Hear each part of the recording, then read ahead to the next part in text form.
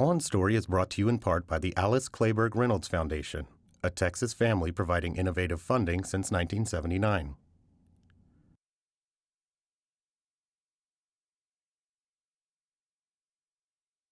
Funding also provided by John Paul and Eloise DeJoria.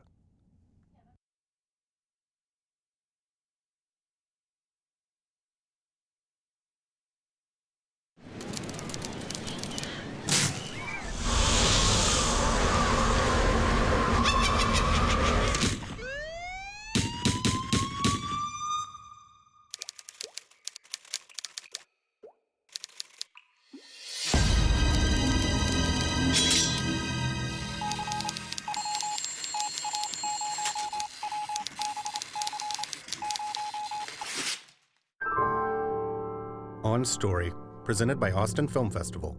A look inside the creative process from today's leading writers and directors.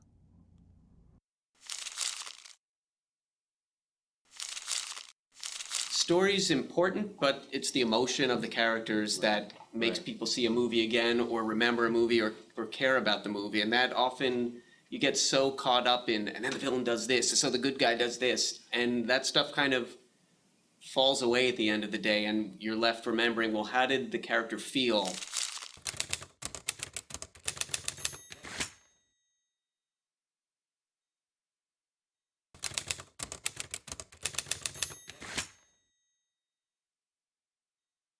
You can take a script and let's say the first act has 6 scenes. Those 6 scenes will then, the pages will get sent to 6 different storyboard artists who will look at the pages and say, all right, I see what they're going for, and now I'm going to do this. And they will draw a version which sometimes follows the pages, sometimes they have an idea and they're allowed to follow it. You'll string these things together and it's usually a mess. So starting with that premise, what happens is a writer comes in and says, what happened to my pages? This is a total mess. And the storyboard artist comes in and says, why are they telling me what I have to draw? So it takes a while to get past that and realize that, oh, okay, their job as a storyboard artist is to take our idea and explore it. So like season 1, we wrote something where it's like, the stage direction said Hank's face falls. You know, Bobby said something vaguely homoerotic, and Hank's face falls. And it literally came back from Korea. His jaw fell off his. It landed, and we realized that there's a certain language barrier, and you try. It was actually good screenwriting training because you try to express it as clearly but as simply with no extraneous words as possible.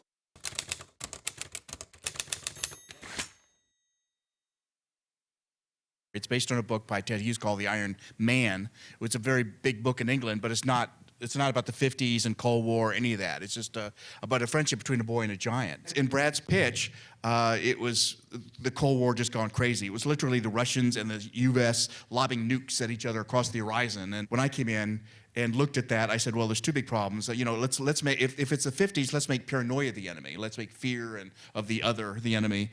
The other idea I had, there was one scene in the book that we kept where Hogarth tricks the giant to trap him, and he falls down into this big hole, and the giant sort of comes to him apart and puts himself back together. I said, okay, that's my key to basically keep bringing the giant back at the end. You think he's dead, you get all the emotionality of his sacrifice, but then you can still, have your cake and eat it too by bringing him back at the end.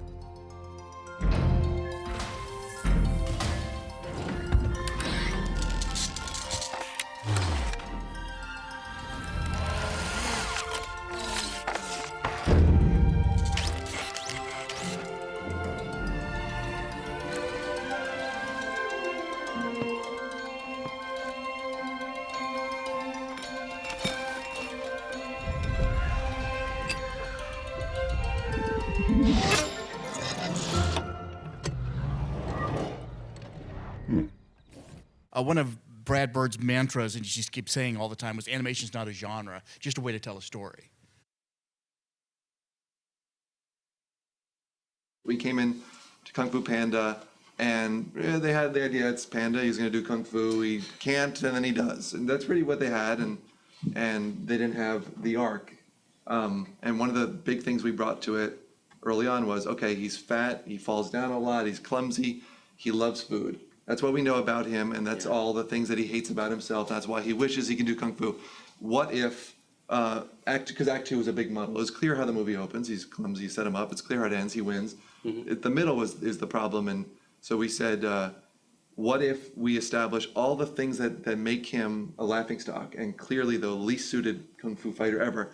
Somehow along the way, that becomes the way that he can defeat Tai Lung. Wouldn't that be interesting? And then we dug ourselves a big hole because they said that would be very interesting. How do we do that? And because we had said something like, it'd be really cool if the only way that Shifu gets through to Po is via food. He can't train him the traditional way. What if you get through food? And we pitched, we wrote a scene. I said one of my favorite scenes is the one when Poe's in the pantry and he's eating the cookie. And the way he got up, for the first time ever, he exhibits physical powers.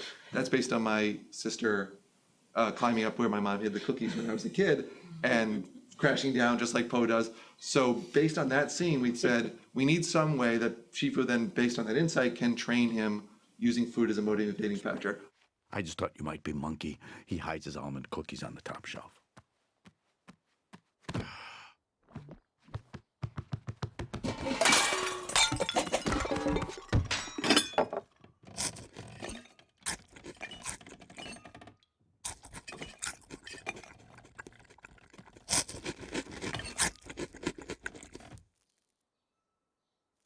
Don't tell Monkey. Look at you. Yeah, I know, I disgust you. No, I mean, how did you get up there? I don't know, I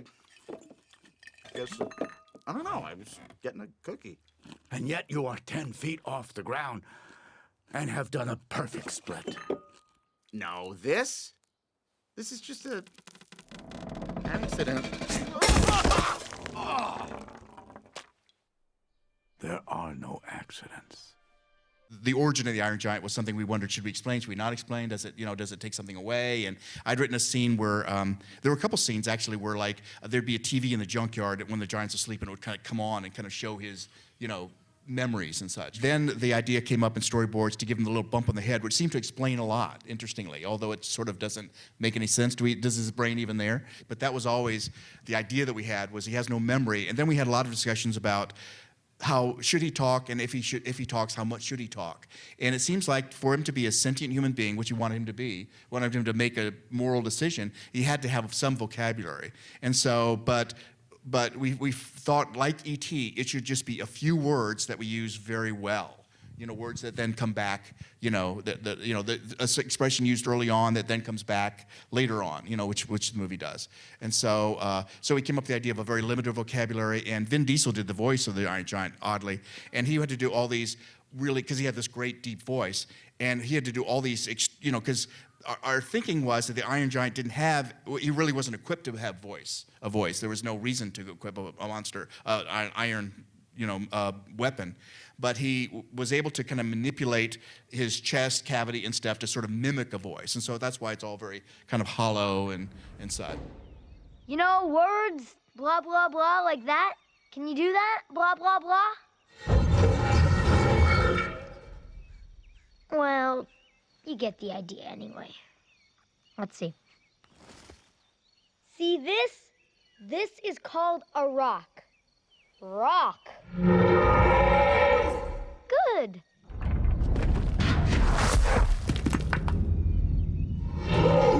Yes. No. That is a tree. Rock, tree. Get it? That's right! I think what really helped us is that the first, 7 years of our career, we worked on King of the Hill. And it was what did it take, 30 to 50 weeks to go from script to screen on a TV animated episode. We couldn't do any we couldn't do any references, any news reference jokes, so they'd already be dated. And then also, by the time we were doing Kung Fu Panda, we could see old episodes of King of the Hill. And if there are any references at all, you'd cringe because, that doesn't feel fresh or timeless. And then I think, particularly on Kung Fu Panda, it helped that it was set in a China that never really existed. Mm-hmm. It's a timeless, mythical space and place where pandas have never done Kung Fu before, but there's, we had the benefit of real Chinese mythology and the 5 animal styles of Kung Fu. So we really just had to be true to that mythology, and none of that allowed for references to pop culture. Except for in the ending credits where I think CeeLo does Kung Fu fighting. It's something like the Chipmunk movies exist differently because the chipmunks are singing songs that are fairly up to it takes a few months. So it may be, you may like, oh, that was on the radio 6 months ago. What's that song? So that's a little more, they live in a world of pop culture. So there's I think a different standard, but in general, the type of writing we like to do, I don't like when the only joke is that you're mentioning someone who, there's a great writer, George Meyer, who, the Lord of the Simpsons, and he once said to us early on, he was telling us the kind of jokes he hates, where the only joke is the reference, and his example was, you make Sally Jesse seem like Oprah, where there's no joke there except the mention of celebrities. And if you put that in a movie with the right rhythm, it would probably get a laugh. But when you think about it, there's no joke there. So we don't like the kind where the only joke is you're mentioning, oh, it's funny because it's an animated character who's talking about something that's on To be TV fair to now. George Meyer, people knew who Sally Jesse Raphael was when he made that. But comment. Yeah, see, but when now I tell it he's very here, prescient, But now- very prescient. if you tell it here and you say, why was that funny 10 years ago? It depends. If you're trying to make look, you don't make Kung Fu Panda and say, this movie is gonna last for 50 years.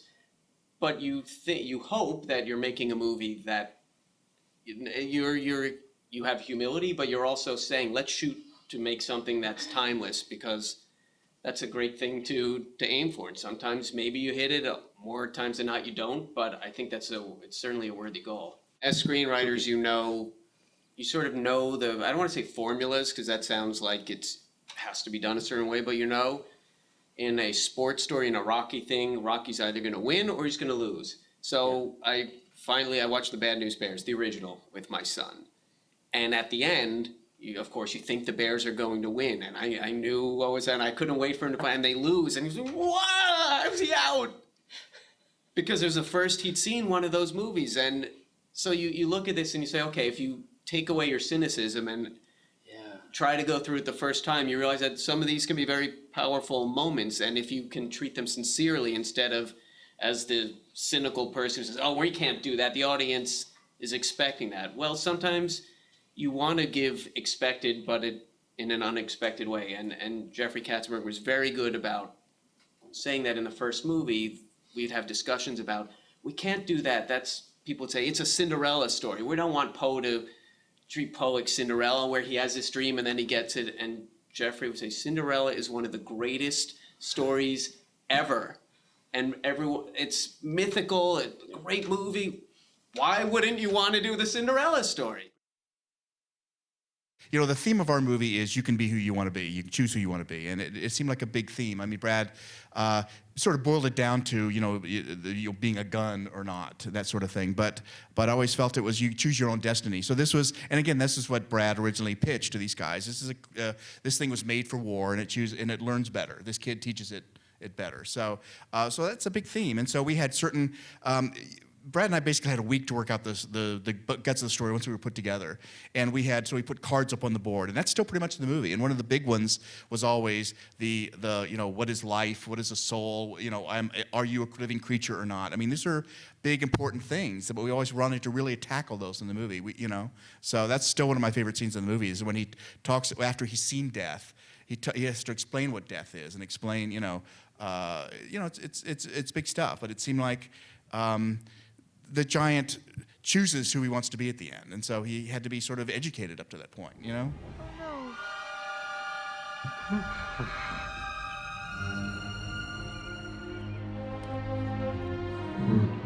It's dead.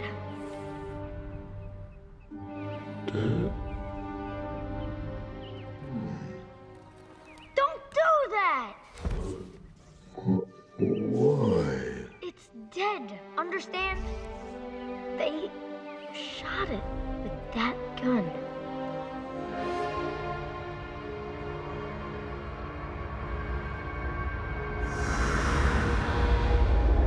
Hey, what's wrong?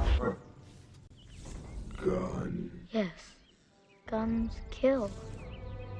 Guns kill.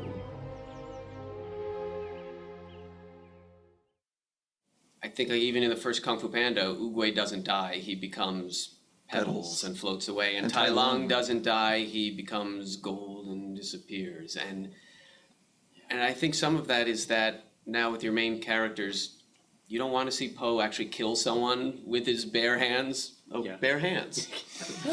You want the villain. 7 years, a new pun. It's amazing. There was a lot of discussion about how do you dispose of a villain in a way that Right. we call it the scarring of the villain. That you duck and he jumps over you and kills himself by his own hand. How do you give the audience something where they feel like the villain has been vanquished in a fair way, but also you don't look at your villain and say, he just killed a guy. I thought he was so lovable. It's a tricky thing that, so I guess you let the death happen on the periphery, if you will. And also we always make sure there's, for kids watching, that there's sort of an alternate explanation for them if they turned to us and said, so did the bad guys there, did they die? No, they fell into the water and floated off camera. You want to be able to have a way to explain it that isn't as violent. And I think if you watch the movie, a lot of it is hinted at, and we let the audience infer what has happened rather than showing anything particularly brutal. The whooshy finger hold. Oh, you know this hold. You're bluffing. You're bluffing! Shifu didn't teach you that. Nope. I figured it out. Skadoosh.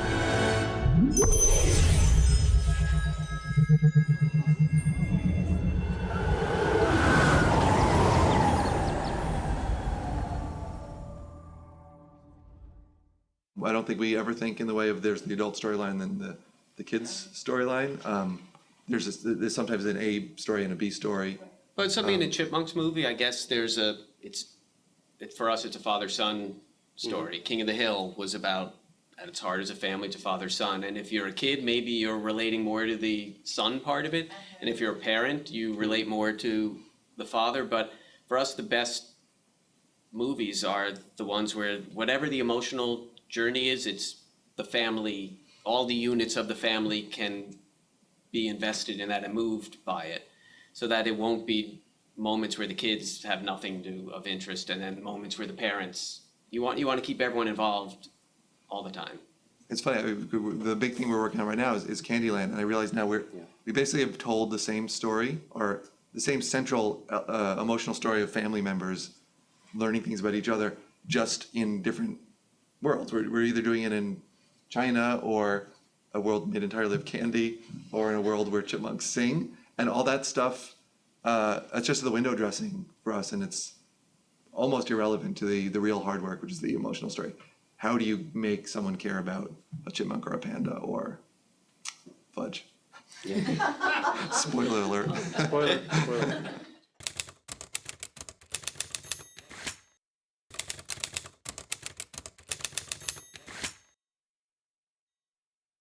My name's Tyler Carter. I'm the director, producer, and writer of Dreamgiver.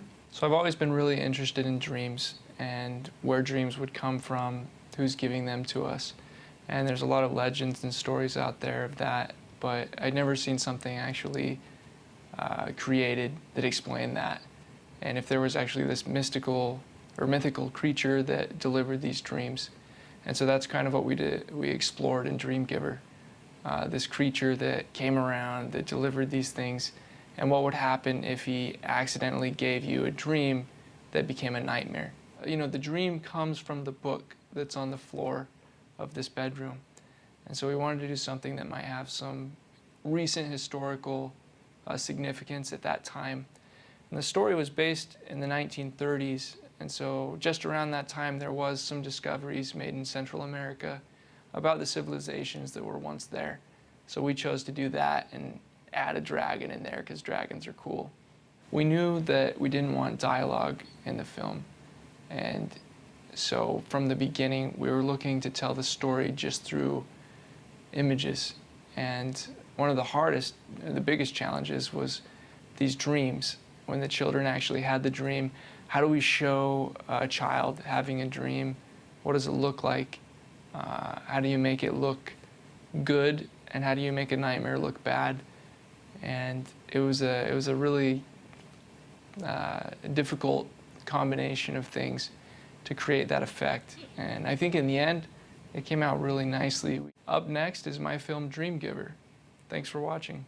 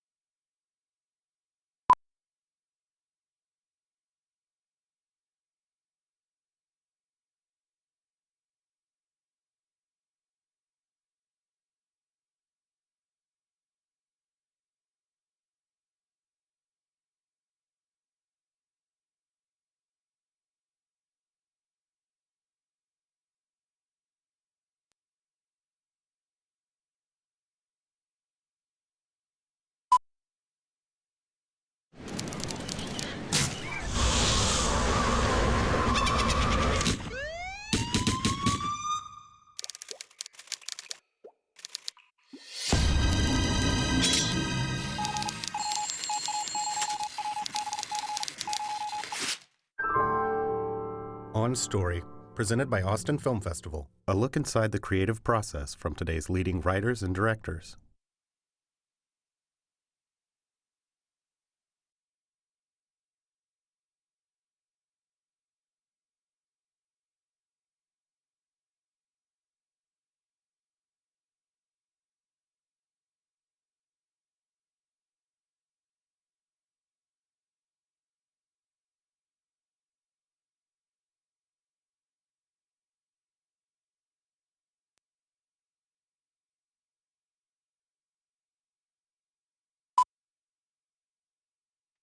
On this week's On Story, Jonathan Abel, Glenn Berger, and Tim McCandless, writers of the animated classics Kung Fu Panda and The Iron Giant, discuss the action and emotion that go into creating characters that appeal to all ages, followed by the short Dreamgiver by Tyler Carter.